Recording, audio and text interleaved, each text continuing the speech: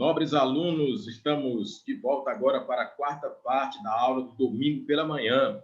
Hoje, dia 25 de abril de 2021, pelo CEPEP, a disciplina Gestão Aplicada 2, professor Eric Brasil, turma Eletrotécnica 7 de Camusim, além dos alunos das turmas de Sobral, que vêm aqui para recuperar a disciplina. Estamos desenvolvendo bem os nossos conteúdos, desde ontem, que foi o sábado, dia 24 de abril, hoje, domingo, dia 25 de abril. Lembrando que essa disciplina tem 2 finais de semana, então nós estaremos juntos neste sábado e domingo e no próximo sábado e domingo. A nossa prova já tem data para acontecer, ela será no próximo domingo, não é? Sábado que vem tem aula normal, os horários já conhecidos por vocês, atualizando principalmente os alunos de Sobral sobre os horários das aulas online. As aulas online têm horários diferentes das aulas presenciais. A aula online no sábado começa às 9 da manhã, certo? E o link de acesso é disponibilizado às 8h45. Essa aula do sábado ela vai até às 5 da tarde, só que ela tem intervalo. Quando for no horário de meio-dia, até às 14 horas é horário de almoço. Então, o horário no sábado é de 9 ao meio-dia, de 14 às 17. E no domingo é mais cedo. Nós iniciamos às 8 horas em ponto da manhã, porém o link de acesso é disponibilizado às 7h45 e o horário normal e comum é que nós possamos ir normalmente até o meio-dia, certo? Então, esses são os horários das aulas online, principalmente aí para o pessoal de Sobral poder acompanhar direitinho. O pessoal de Camusim já está adaptado com esses horários. Quando voltar às aulas presenciais, talvez alguns até estranhem, porque vocês vão ter horários um pouco diferentes, tá certo? Mas aí será informado pelas coordenações, pela coordenadora Morgana, pelo coordenador geral, professor Antônio Castro.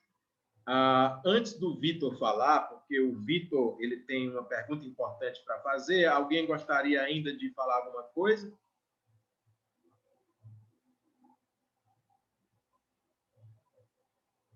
Então, vamos lá. Vitor, antes da gravação, você me procurou, né, Vitor de Oliveira, para poder fazer aqui uma pergunta, uma colocação. Fique à vontade. Com a palavra, Vitor.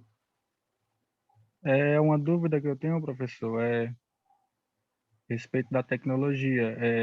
Se uma pessoa fizer um aplicativo e esse aplicativo, alguns profissionais perderam o seu emprego, eu queria saber se a criação desse aplicativo seria antiético. Olha só que pergunta interessante, né? Uma pergunta que poderia ser feita lá na disciplina de ética, mas que também cabe aqui na disciplina de gestão aplicada 2, até porque nós temos contatos com tantas tecnologias modernas, certo? A pergunta que o Vitor fez foi: se alguém conceber uma tecnologia, por exemplo, um aplicativo, e a partir daquele aplicativo, isso motivar algum tipo de mudança que vá fazer com que pessoas percam seus empregos, isso seria antiético, não é? A criação, a invenção dessa nova tecnologia, desse aplicativo? E a resposta, Vitor, é não. Não seria antiético, certo? Por que não? Porque a humanidade, ela sempre foi assim, né? Conforme o tempo vai passando, desde a Idade da Pedra, o ser humano vai inventando novas tecnologias. Então, vamos imaginar que ainda na época das cavernas, o ser humano ele não tinha domínio de praticamente nada, então ele tinha um esforço físico muito maior, não é? Mas a partir do momento que o ser humano consegue dominar a natureza, a agricultura, alguns animais, algumas ferramentas, ele começa a, de certa forma, facilitar o seu trabalho ou torná-lo menos penoso. Por exemplo, antes da invenção da roda, né, para as primeiras carroças, para os primeiros carros de boi, imagine como era difícil transportar grandes cargas, né? A gente vê até hoje que algumas pessoas tentam utilizar algumas tecnologias, algumas utilizam, por exemplo, aí você vê que as jangadas atualmente ainda utilizam aí umas rolagens feitas com os troncos de coqueiro, né? Na tentativa de suplantar o esforço humano. Imagine quantas pessoas não seriam necessárias para poder carregar nos braços uma jangada. É muito pesado, não é?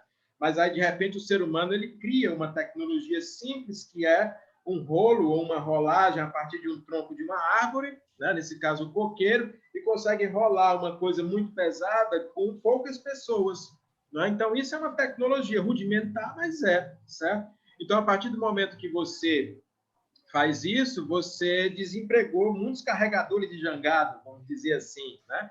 Não se preocupe com isso, certo? Por exemplo, se fosse por isso, nós ficaríamos muito preocupados em não desenvolver os guindastes, os braços hidráulicos chamados de munks, né? Para carregar cargas que o braço humano não consegue, por mais forte que você seja. O Adriano aí, por exemplo, é bem forte fisicamente, mas todos nós temos um limite na nossa força física. Então, nós tivemos que criar tecnologias que permitissem suplantar essa força humana, né? Essa tração humana. Então, uma das formas é o guindaste, é o braço hidráulico, são as próprias carroças. Antigamente, os moinhos puxados por animais, os cataventos, as rodas de vento. Quer dizer, tudo isso foi desenvolvido a fim de facilitar o trabalho humano, diminuir o esforço humano, e que cada vez mais a gente pudesse focar em atividades mais intelectuais ou atividades mais evoluídas. É claro que até hoje continua existindo trabalhos simples.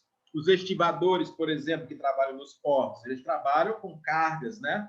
Mas não eu não vou ficar preocupado em desempregar os estivadores e aí eu vou deixar de desenvolver tecnologias de transporte de cargas, de peso, certo? Isso vale para os aplicativos também. E é normal que isso cause preocupação, Vitor. Eu fiquei muito preocupado uma vez. O meu pai... Eu moro aqui em frente à praia. Aí aqui eles ainda usam cavalo para puxar a canoa. Aí ficam uns 3, 4 pessoas do lado da canoa, que é para quando o cavalo está puxando, eles ir colocando a madeira na frente. Eu creio que o Nilson já chegou a ver quando começou o namoro de vocês lá que era na barraquinha lá, né? Lembra? Lá eles faziam canoa lá embaixo, lembra não, Nilson?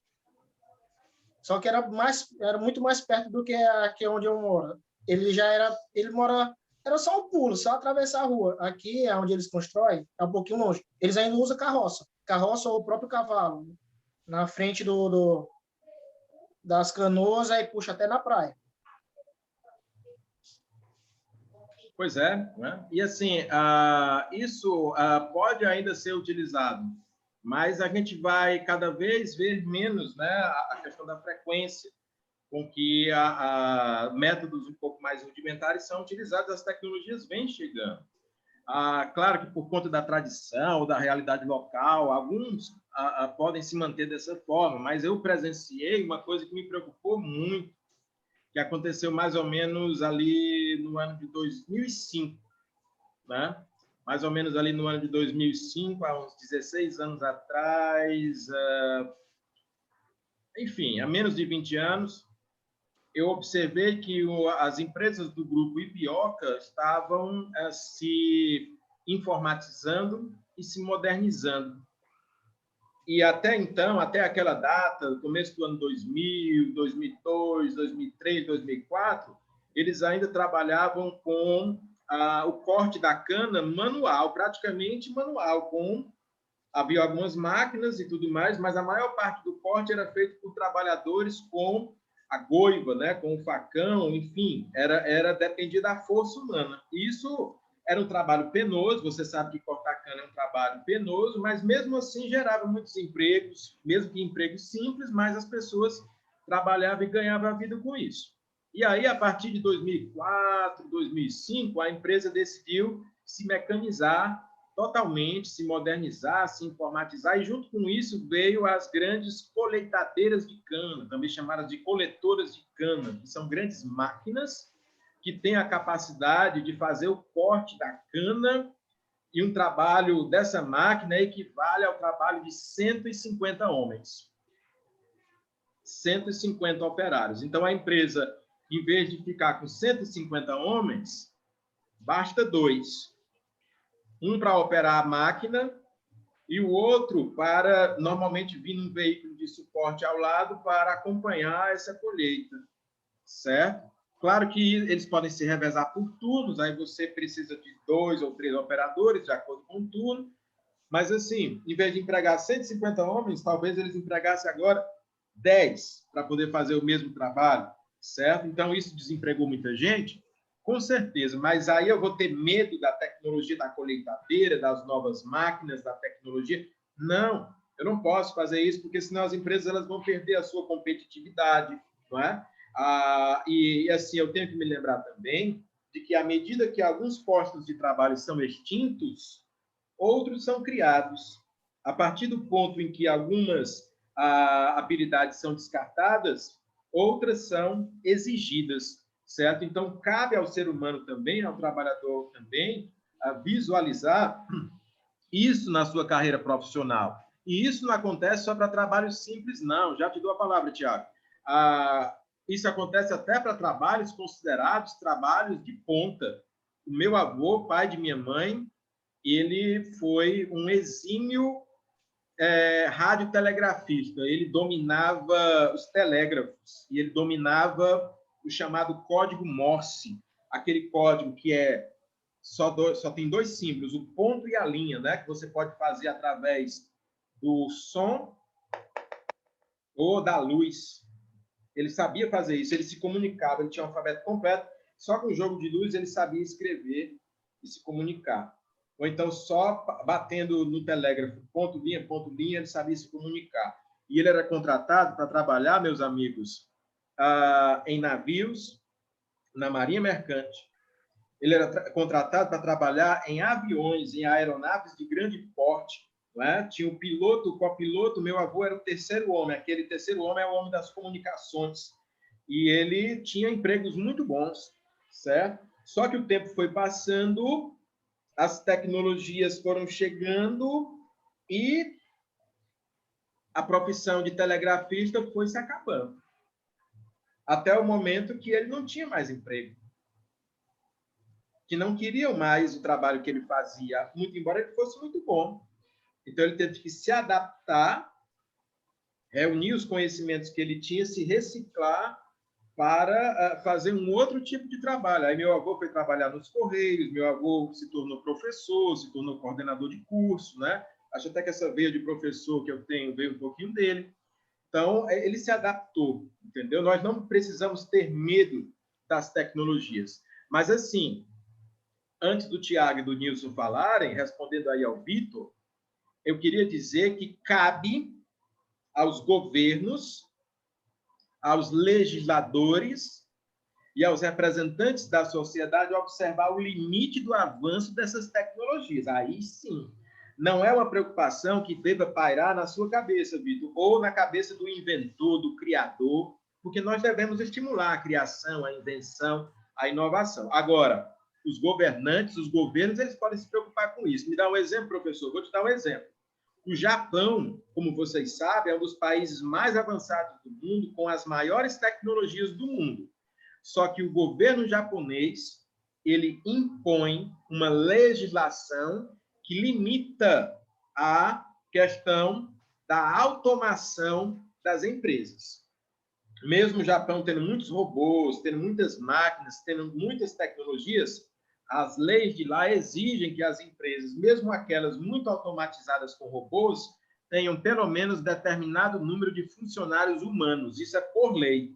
Mesmo que ele tenha tecnologia para não ter nenhum humano, nenhuma pessoa trabalhando, a empresa é obrigada por lei a dar um determinado número de empregos, para que isso não gere desemprego no Japão, para que o cidadão japonês continue trabalhando, tendo renda e tendo dignidade, certo? Então, assim, os inventores de robôs não vão se preocupar com isso, os cientistas não vão se preocupar com isso, as pessoas empreendedoras e de inovação que criam um aplicativo não vão se preocupar com isso. Agora, os governantes, eles precisam, como gestores públicos, criar situações em que a tecnologia venha, auxilie a humanidade, mas que exista um limite para esse avanço da tecnologia. Existem até muitas obras da ficção científica que foram criadas a esse respeito, Exterminador do Futuro, Matrix, né, que falam que vai chegar um momento em que a tecnologia vai estar tão avançada que as máquinas, que os computadores, que as inteligências artificiais vão tomar o lugar da humanidade. E isso é verdade. O grande físico já falecido Stephen Hawking, aquele que escreveu o livro Universo numa Casca de Nós, né? Que andava em cadeira de rodas, que todos aqui devem conhecer, ele já disse isso. Então, o que é que tem que acontecer? Um determinado avanço, mas também um determinado freio por parte das autoridades, contemplando a dignidade do trabalho, dos trabalhadores e dos empregos. Então, você pode destinar os seres humanos para fazer operações agora que não sejam tão repetitivas, né? Trabalhar mais com a mente, trabalhar mais com a inteligência. Por exemplo, o setor elétrico, né? A gente está vendo aí o advento de novas tecnologias, por exemplo, as tecnologias limpas, as matrizes limpas. Nem sempre o eletricista, o eletrotécnico, o engenheiro eletricista trabalhou com painéis solares, com energia eólica e com outras matrizes. Mas de uma coisa é certa, nós sabemos que a energia é o presente e é o futuro. O eletrotécnico sempre vai existir. Só que a maneira dele trabalhar, as demandas que ele vai ter podem ser outras. De repente, você que queria trabalhar numa empresa convencional, que queria trabalhar na Enel, que queria trabalhar numa indústria normal, de repente você vai ser convidado para trabalhar numa empresa que trabalha principalmente com painéis solares. E aí? É um desafio novo? Com certeza, né? Mas você pode se preparar para isso, tá bom? Então, com a palavra o Tiago e depois o Nilson. Pode falar, Tiago. Pronto, professor. Como você sabe, onde a gente trabalha aqui na Grandene é uma empresa de grande porte, né? Então, ela tem muitos serviços braçais, né? Muita mão de obra. Aí, quando chega uma máquina que ela acaba fazendo o trabalho de 150 pessoas, de 200, as outras pessoas demais se assustam, né? Só que as pessoas que trazem o maquinário lá, eles indagam algumas questões, né? Que eles falam assim, eu trago uma máquina dessa, eu não preciso estar pagando salário a ela, eu não preciso estar pagando cesta básica a ela, eu não preciso estar pagando um médico para cuidar dela, porque quem vai cuidar é os mecânicos e os eletricistas. E aqui eu tenho, eles são mais baratos do que o médico, porque a máquina, ela não tem férias, né? A pessoa que traz a máquina, ela indaga isso.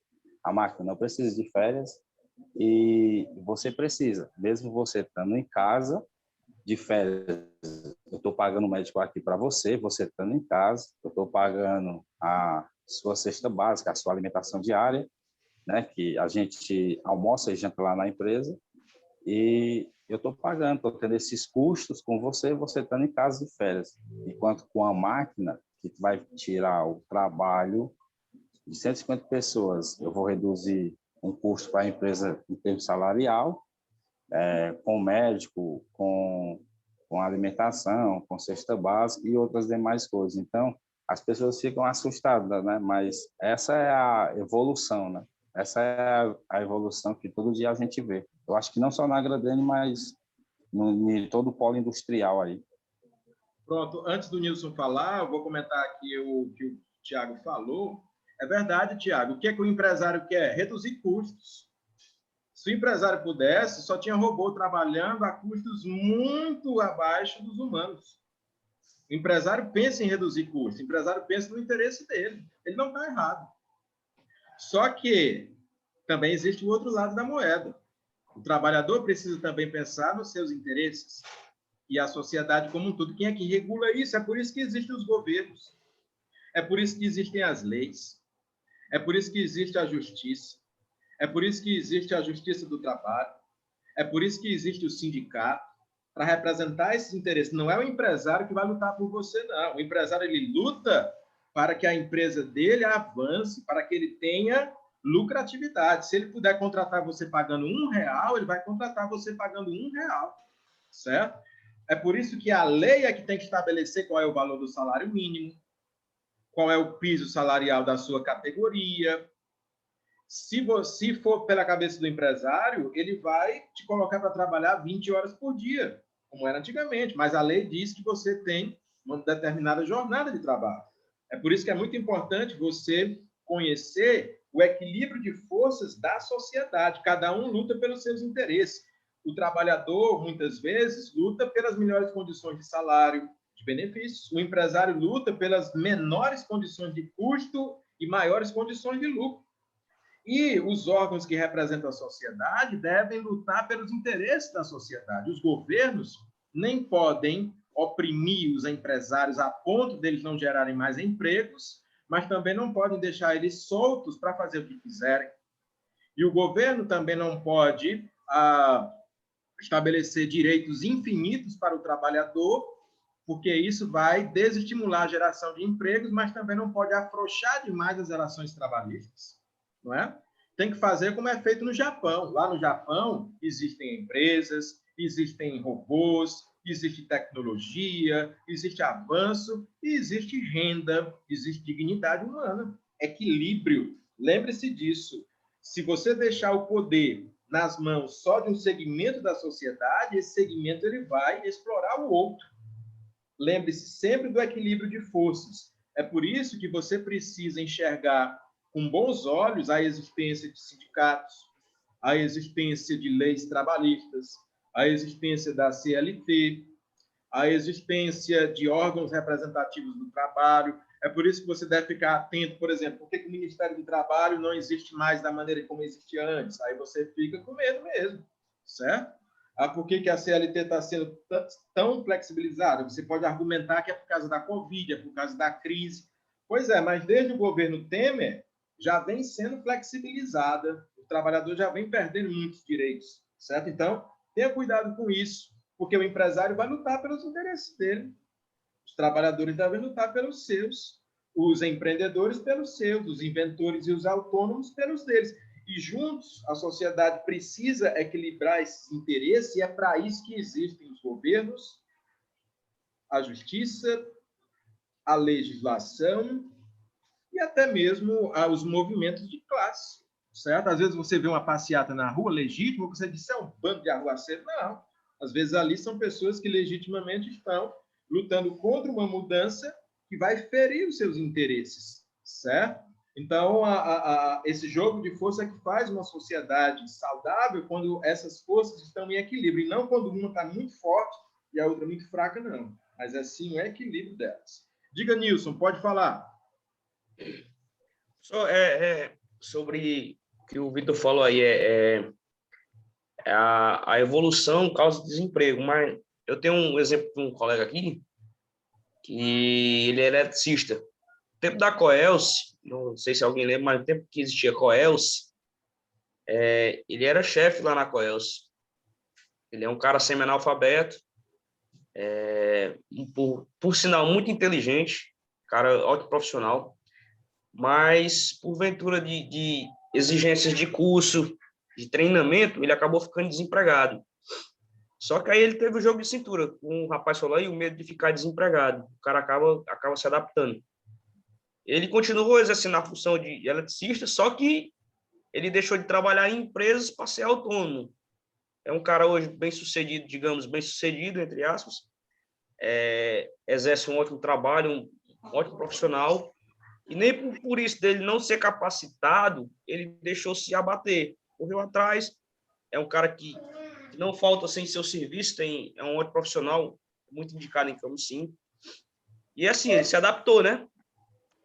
Por isso que a gente hoje está aqui, porque o lugar que ele abriu, a vaga que ele abriu lá, a gente vai poder suprir a necessidade da empresa. Está se capacitando para isso, entendeu? Era só um parecer.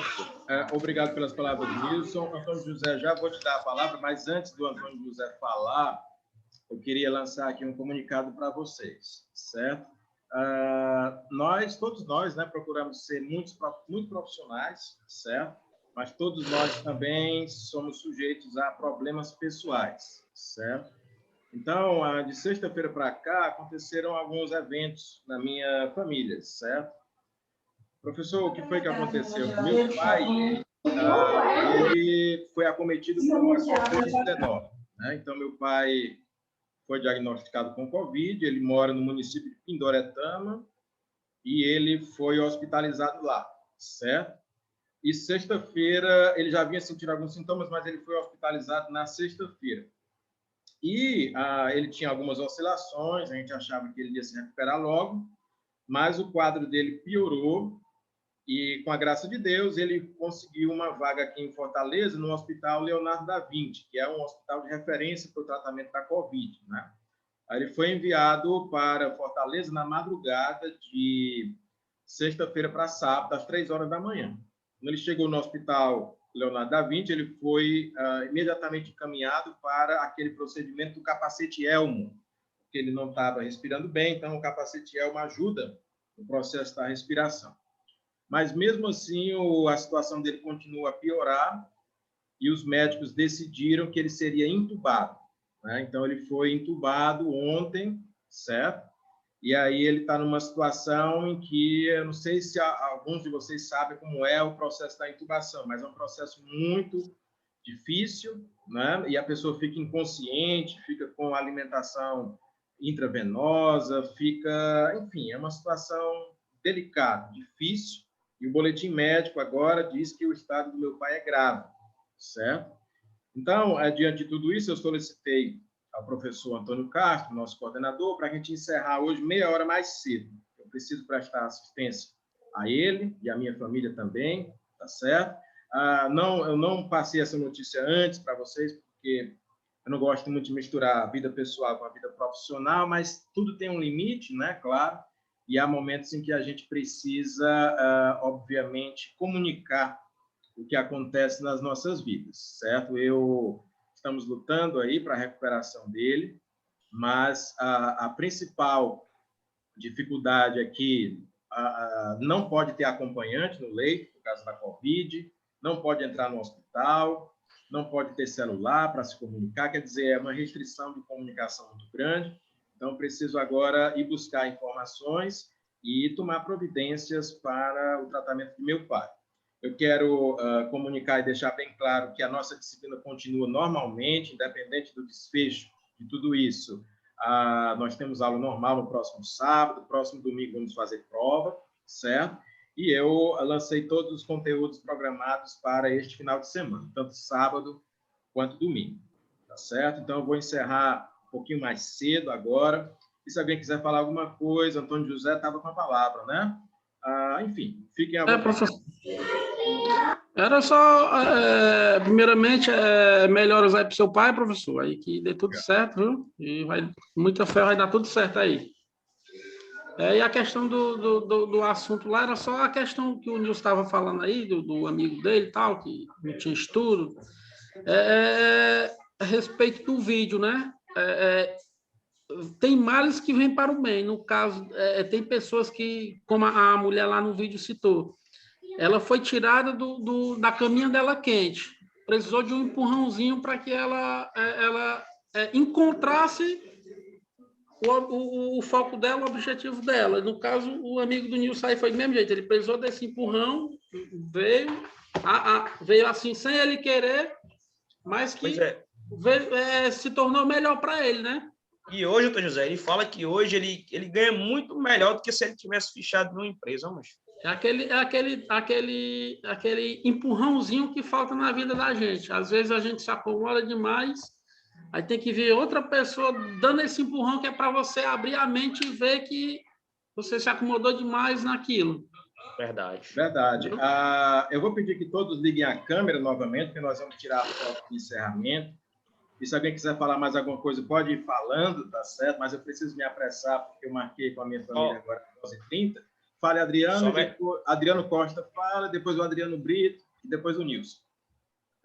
Professor, quero só deixar minhas palavras para o senhor, né, de motivação, de muita fé, que se Deus quiser, o seu pai vai sair dessa, viu? Acho que a situação é difícil mesmo, viu, professor?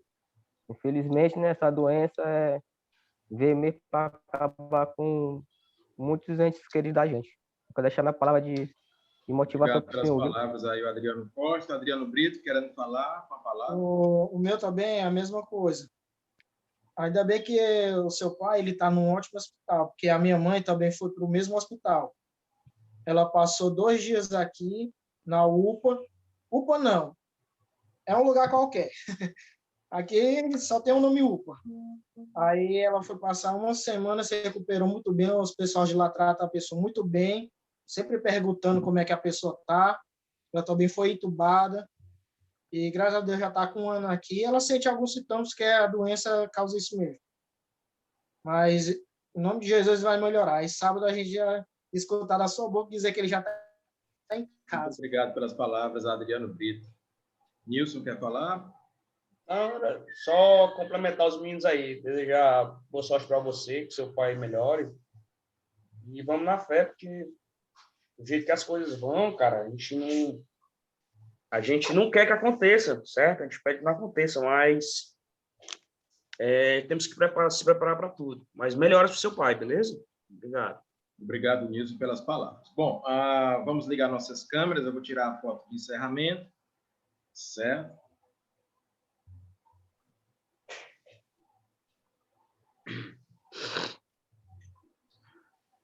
Apesar dos pesares, vamos sorrir ainda assim, não é? Porque a vida recompensa quem tem disposição, boa vontade, atenção. Lá vai. Ok, pessoal. Muito obrigado. Um bom dia, um bom domingo. Sábado, estamos de volta. Professor, melhoras aí para o seu pai. Até Valeu. semana que vem.